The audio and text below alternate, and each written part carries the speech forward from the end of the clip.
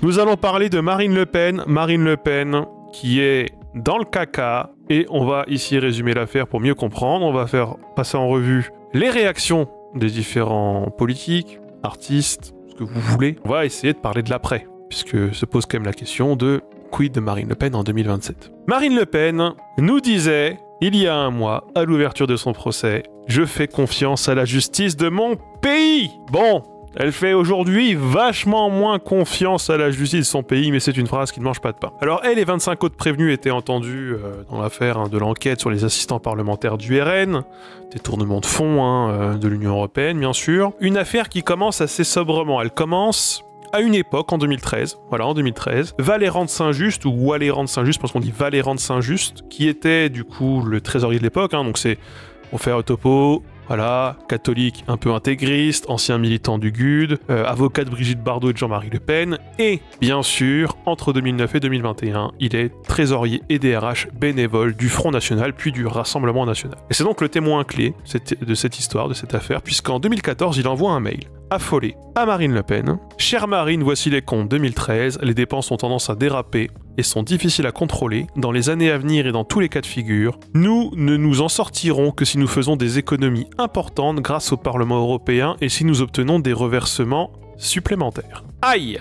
Aïe aïe aïe aïe aïe. Alors du coup, Marine Le Pen visiblement prend note, puisqu'elle impose un assistant parlementaire maximum par élu du RN en 2014. Donc 24 députés européens au total à l'époque, qui quand même avaient pas mal cartonné durant ces élections, dont Marine Le Pen elle-même d'ailleurs, qui est élue. Les élus doivent par contre donner délégation à Marine Le Pen pour que Marine Le Pen engage d'autres assistants parlementaires. Et on rappelle que du coup Marine Le Pen effectivement a été élue de 2004 à 2017 au Parlement européen, elle connaît bien comment ça marche, elle connaît bien les murs de cette assemblée du Parlement européen. Et donc, alors il y a un gars à l'époque, Schaffhauser, qui est contre, qui est un élu RN qui est contre et qui vraiment s'inscrit en faux. Il y a plusieurs mails, il y a plusieurs échanges de mails entre lui et Valéran Saint-Just notamment, qui montrent qu'il est vraiment pas d'accord. Et puis il écrit même par mail: ce que Marine nous demande équivaut consigne pour des emplois fictifs, c'est le député qui est responsable pénalement sur ces deniers, même si le parti en est le bénéficiaire, on va se faire allumer car on regardera, c'est sûr, nos utilisations à la loupe avec un groupe si important. Et Valéran lui répond: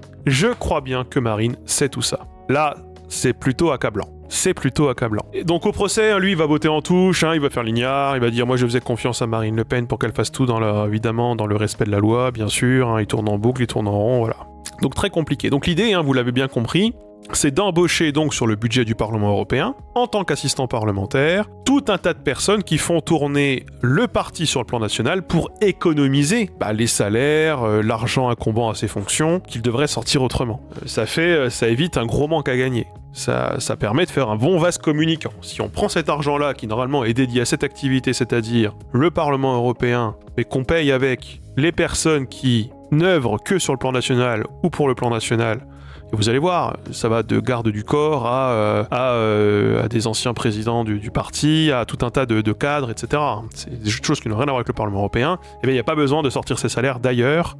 Ça permet d'économiser, tout simplement. Et donc, on verra, c'est beaucoup de personnes qui ont été impliquées. Donc, très vite, la fraude est repérée. Elle est repérée notamment parce qu'il y a un signalement anonyme. Alors, signalement anonyme ne veut pas dire, et souvent d'ailleurs, contrairement à ce qu'on pourrait croire, ne veut pas dire nuisance de l'opposition. Souvent, le signalement anonyme, c'est quelqu'un de la maison qui n'approuve pas, qui connaît bien l'affaire et qui donc donne des pistes. Voilà, des pistes d'information ou surveiller. Il y a anguille sous roche pour ces personnes-là. Ces personnes-là ne cautionnent pas et elles veulent peut-être aussi d'ailleurs sauver leur cul. Ça c'est bien possible. Souvent ça se passe comme ça les signalements anonymes. C'est rarement l'opposition qui est au courant. C'est souvent des gens de l'intérieur.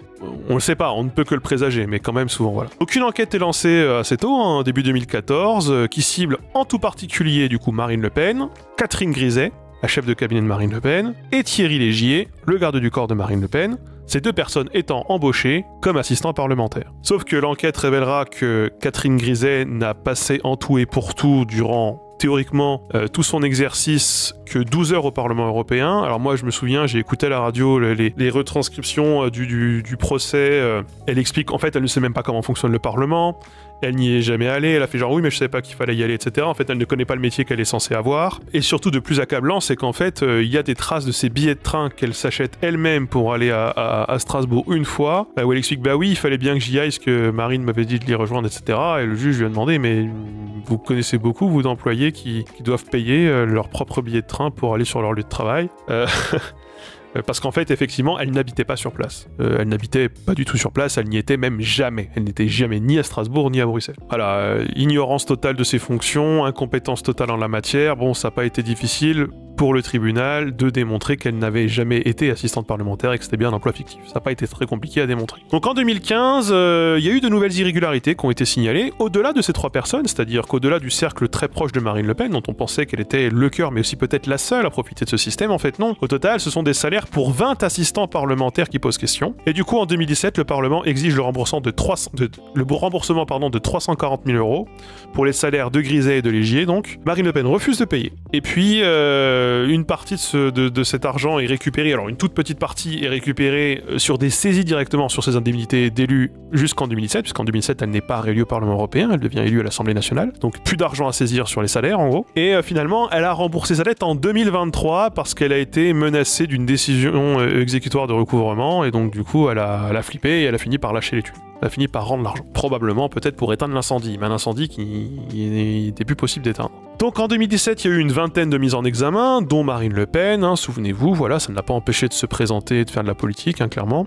Et au total, donc, ce sont à peu près 7 millions, enfin entre j'ai vu 6,8 millions, mais peut-être plutôt 7 millions au total, si on arrondit, d'euros qui ont été détournés du Parlement européen.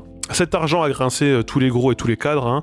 Louis Alliot, donc l'ex de Marine Le Pen, maire de Perpignan, l'ancien président du RN par intérim, donc du coup Jean-François Jalc, Bruno Gollnisch, Jean-Marie Le Pen, Julien Audoul, Yann Le Pen, qui était la sœur de Marine Le Pen, Jordan Bardella, qui n'a pas été mis en cause dans ce procès, mais qui est très fortement suspecté d'avoir produit des faux pour servir de preuve au travail d'assistant parlementaire a posteriori, donc pour justifier a posteriori qu'en fait il effectue bien du travail, mais il y a quand même un très gros doute sur le fait qu'il ait vraiment travaillé au Parlement européen. Ça fera peut-être l'affaire, l'objet d'une autre enquête, ou je sais pas, mais pour l'instant, lui, il est relativement épargné. Et donc Marine Le Pen, pour se défendre, elle a joué la carte de... c'est un procès politique.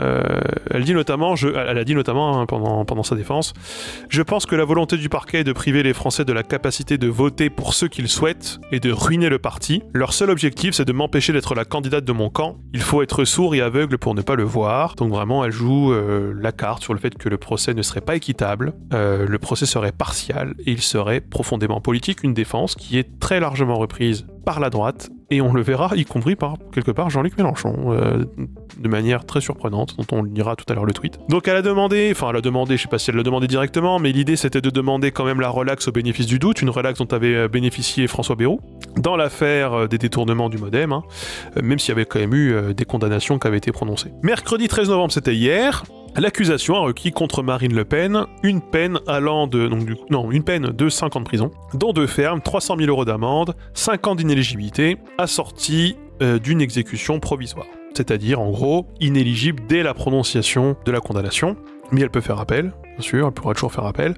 Le tribunal peut aussi ne pas suivre les réquisitions du parquet. Donc pour l'instant, en fait, rien n'est fait, même si quand même des chances que. Et si pas d'exécution provisoire, en fait, elle sera tranquille en 2027. Si jamais le tribunal la condamne à 5 ans d'inéligibilité, mais que elle part en appel, en cassation, à la Cour européenne des droits de l'homme, etc., elle gagne 6-7 ans, là, elle est large. Franchement, elle est tranquille jusqu'en 2030. Et d'ici là, franchement, elle peut se faire élire là où elle veut, dans ce qu'elle veut, parce qu'il faut savoir que l'inéligibilité, ce n'est pas une révocation. C'est-à-dire que si jamais tu es élu, tu es déjà élu, tu ne démissionnes pas, tu ne perds pas ton poste en cas de condamnation à de l'inéligibilité. Ça a été tranché par le Conseil constitutionnel depuis longtemps. Il y avait eu l'affaire Gaston Floss en 2010 qui avait déjà conduit à rappeler ce principe de l'inéligibilité, ce n'est pas des choix, ça n'a rien à voir avec déchoir un élu de son mandat. Ont été également requis comme peine contre Louis Alliot et Nicolas Bay 18 mois dont 6 mois ferme, 3 ans d'inéligibilité, contre Audoul 18 mois avec sursis, 1 an d'inéligibilité. 1 an d'inéligibilité, c'est rien. Dans un pays où les mandats, les scrutins, c'est tous les 5 ou 6 ans, 1 an dans une période creuse, ça ne vaut rien, qu'on se le dise.